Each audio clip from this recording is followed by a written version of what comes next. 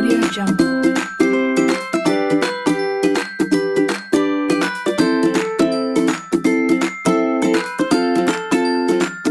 Audio Jungle.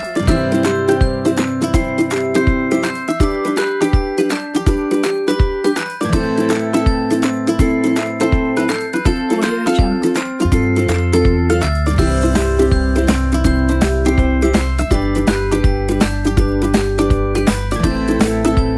Audio Jungle.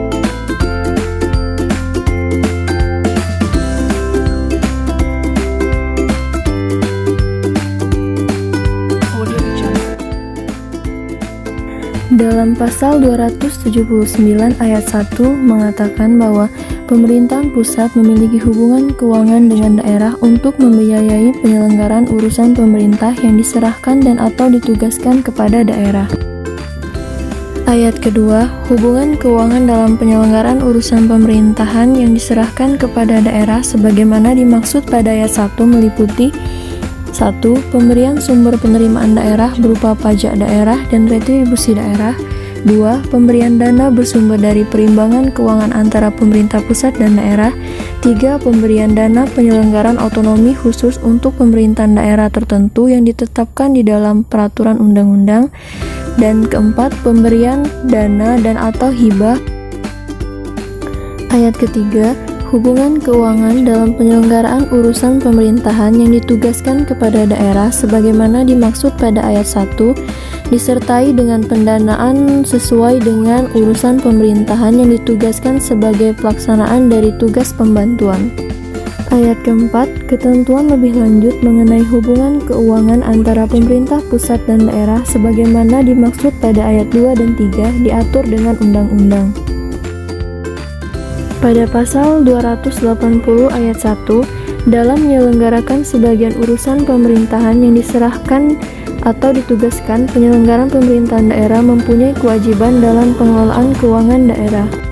Pada ayat 1 tersebut meliputi 1. Mengelola dana secara efektif, efisien, transparan, dan akuntabel. 2. Mensinkronkan pencapaian sasaran program daerah dalam APBD dengan program pemerintahan pusat. Dan yang ketiga, melaporkan realisasi pendanaan urusan pemerintahan yang ditugaskan sebagai pelaksanaan dari tugas pembantuan.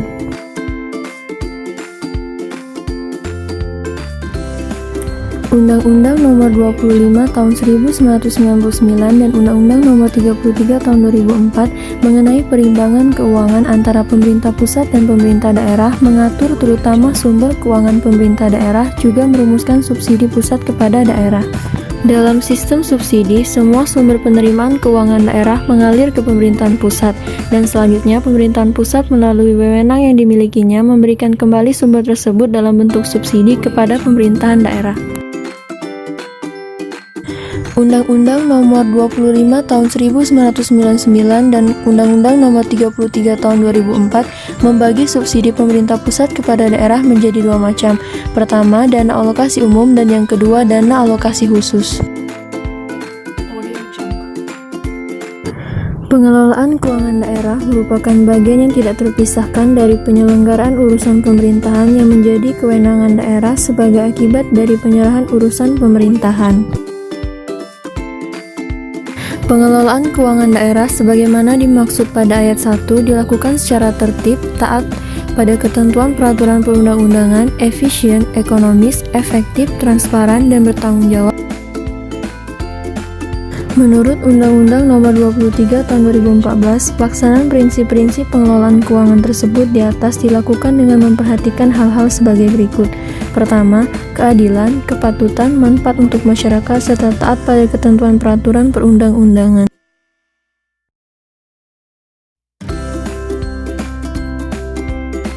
Menurut PP Nomor 58 Tahun 2005, mendesentralisasikan pelaksanaan kekuasaan pengelolaan keuangan daerah kepada 1. Kepala Satuan Kerja Pengelola Keuangan Daerah selaku pejabat pengelola keuangan daerah atau PPKD.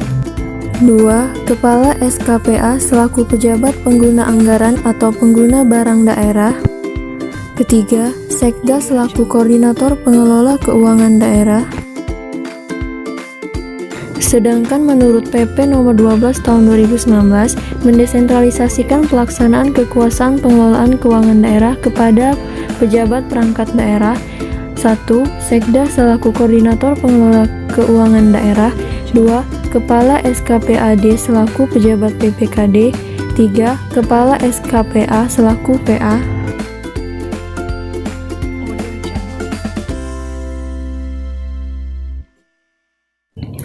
Kepala daerah adalah pemegang kekuasaan pengelolaan keuangan daerah dan mewakili pemerintah daerah dalam kepemilikan kekayaan daerah yang dipisahkan.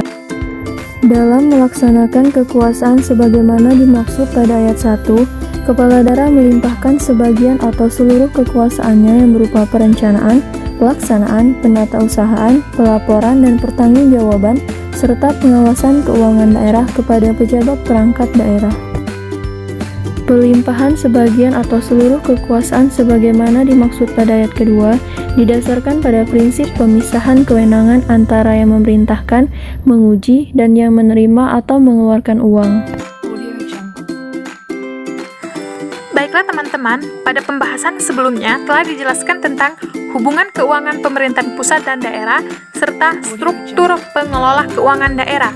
Nah, untuk kali ini kita akan membahas tentang pendapatan, belanja, dan pembiayaan. Pendapatan daerah. Pendapatan daerah adalah semua hak daerah yang diakui sebagai penambah nilai kekayaan bersih dalam periode tahun anggaran berkenaan. Nah, sumber pendapatan daerah ini terdiri atas 3. Yang pertama, pendapatan asli daerah. Yang kedua, pendapatan transfer. Dan yang ketiga, lain-lain pendapatan daerah yang sah. Yang termasuk dalam pendapatan asli daerah yaitu meliputi pajak daerah, retribusi daerah, hasil pengelolaan kekayaan daerah yang dipisahkan, lain-lain pendapatan asli daerah yang sah. Nah, sedangkan pendapatan transfer, sebagaimana yang dimaksud pada pasal 285 ayat 1, meliputi 2 hal. Yang pertama, transfer pemerintahan pusat, dan yang kedua, transfer antar daerah. Nah, untuk transfer pemerintah pusat itu terdiri atas dana perimbangan, dana otonomi khusus, dana istimewa, dan dana desa. Sedangkan untuk transfer antar daerah terdiri atas pendapatan bagi hasil dan bantuan keuangan. Dan yang terakhir yaitu lain-lain pendapatan daerah yang sah. Belanja daerah. Belanja daerah adalah semua kewajiban pemerintah daerah yang diakui sebagai pengurangan nilai kekayaan bersih dalam periode tahun anggaran berkenaan. Nah, belanja daerah diprioritaskan untuk mendanai urusan pemerintahan wajib yang terkait pelayanan dasar yang ditetapkan dengan standar pelayanan minimal. Nah, menurut Permendagri nomor 59 tahun 2007 tentang perubahan atas Permendagri nomor 13 tahun 2006 tentang pedoman pengelolaan keuangan daerah, belanja daerah dibagi menjadi 2, yaitu belanja langsung yang terdiri dari belanja pegawai, belanja barang dan jasa, serta belanja modal. Dan yang kedua, belanja tidak langsung yang meliputi belanja pegawai, bunga, subsidi, hibah, bantuan sosial, belanja bagi hasil, bantuan keuangan, dan belanja tak terduga. Pembiayaan. Pembiayaan adalah setiap penerimaan yang perlu dibayar kembali dan atau pengeluaran yang akan diterima kembali baik pada tahun anggaran berkenaan maupun pada tahun-tahun anggaran berikutnya. Pembiayaan daerah tersebut terdiri dari penerimaan pembiayaan dan pengeluaran pembiayaan. Penerimaan pembiayaan mencangkup silpa tahun anggaran sebelumnya, pencairan dana cadangan, hasil penjualan kekayaan daerah yang dipisahkan, penerimaan pinjaman, dan penerimaan kembali pemberian pinjaman.